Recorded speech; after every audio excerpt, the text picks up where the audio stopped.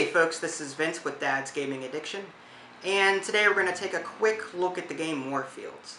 Now it's important to note that WarFields is currently seeking funding through Kickstarter, meaning that this is a prototype copy, and with all prototypes, everything that you see here is subject to change. Now what exactly is WarFields? Well, WarFields is a two-player card game. Each player is going to have an army, and they're going to spend money to put this army out onto a battlefield. And the object is going to be trying to destroy the opponent's king. Very simple and very easy to play. So with that said, let's just take a quick look at what the game looks like and how it's played. Alright, now as you can see here, there are a lot of different cards, but really it's not all that complicated. You've got two decks here. One is a gold deck, and as the name implies, the deck is full of gold. Players are going to be trying to earn this throughout the game so that they can attack their opponent, play cards onto the battlefield, and different things like that.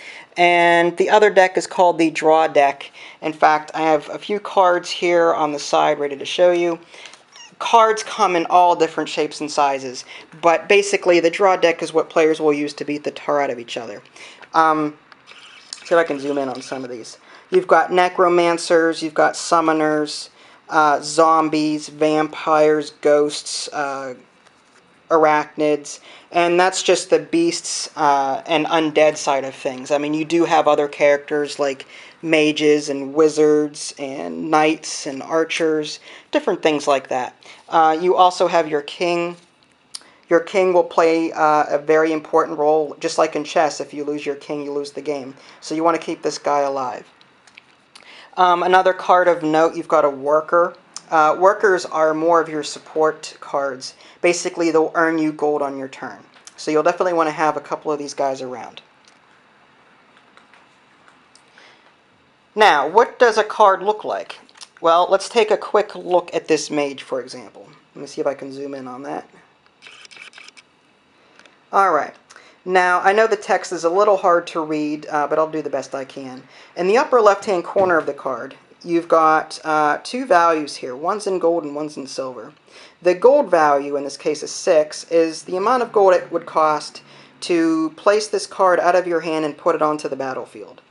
The silver 3 here is the sell value, meaning that if you were to sell this card on your turn, you would get to pick up that many gold cards from the gold deck. This shield over here, that represents the unit's defense value. The defense value is reset at the end of the player's turn. And basically this indicates the number of points or number of hits a card can take before it starts to affect the health value, which is on the right. And players will be able to use these tokens, as you see in the background there. Let's see if I can grab a few. Players will be able to use these tokens to track damage, poison effects, and different things like that. As far as attacking goes, there's very small text right below the card. And different cards have different attacks. Like the mage's ability, you can spend 3 gold on your turn to use an arcane bolt. Now, this character has both ranged and melee damage.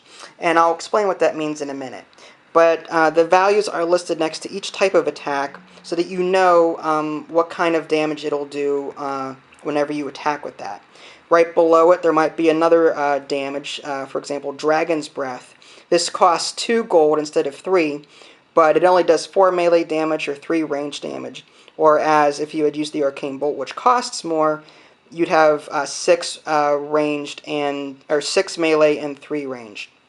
So, actually, that's 5 ranged. So with that said, again, I apologize. The text is a little small and my eyesight isn't exactly the best. But yeah, as you can see, each card is varied in what it does.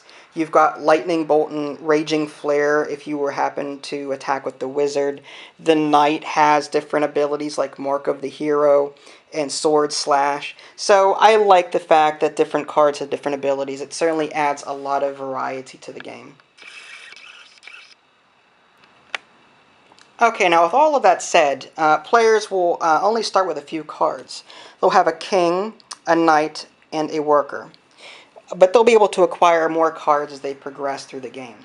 At the beginning of the game, players will be given 9 cards. They'll be asked to discard 2, and that will actually form their hand limit size. Players will be limited to 7 cards at the end of their turn. So they'll have to discard down to 7 if they have more than that at the end of their turn.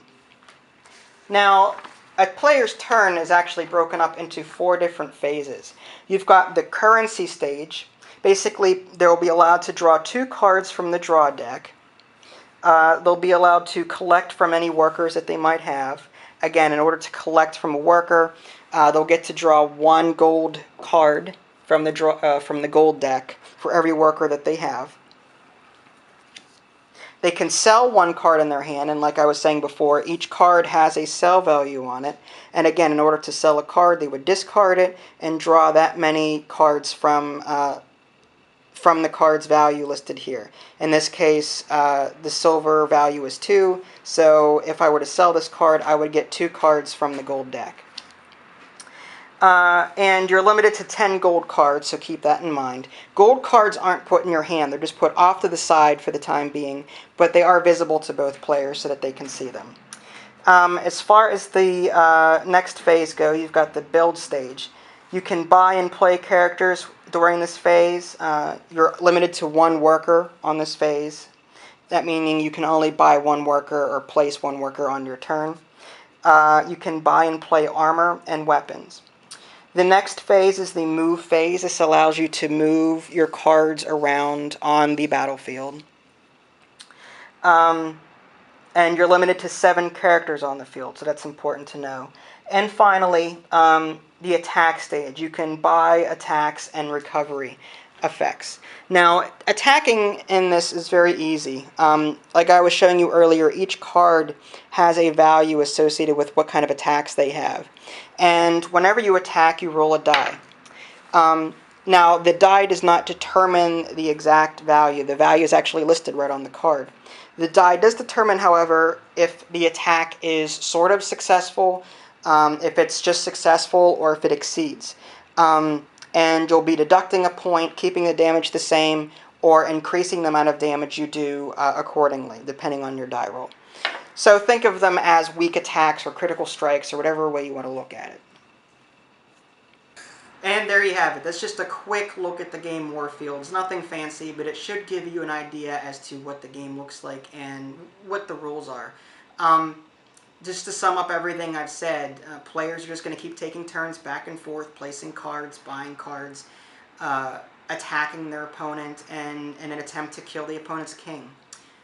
So yeah, if you want to check out the written preview, go to www.dadsgamingaddiction.com, or you can click on the link in the below description. That'll take you there as well. Now, if you like this game, if you like what you see, feel free to check it out on Kickstarter. I'll also have a link in the below description as well as in my written preview. This is Vince and Vinny Jr. Thanks for watching, and we'll catch you next time. Bye. Bye.